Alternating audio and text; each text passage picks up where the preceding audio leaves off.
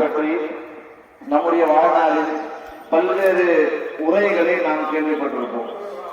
நபி இப்ராஹிம் அலைஹிஸ்ஸலாம் அவர்களுடைய தியாகத்தை போற்றக்கூடிய வகையிலும் அவர்களுடைய தியாகத்தை பறைசாற்றக்கூடிய வகையிலும் இந்த பெருநாளை நாம் கொண்டாடுகிறோம்.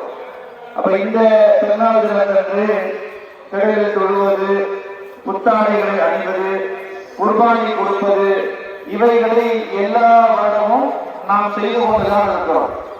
ஆனால் நபி இப்ராஹிம் அலைஹிஸ்ஸலாம் அவர்களுடைய வாழ்வின் மூலமாக நாம் பெற வேண்டிய படிப்பினை என்ன, அந்த படிப்பினையை நம்முடைய வாழ்க்கையிலே அமல்படுத்துகிறோமா என்ற கேள்வியை நம்முடைய உள்ளத்திலே கேட்டு பார்க்க வேண்டிய ஒரு நிலையில நாம் இருக்கிறோம்.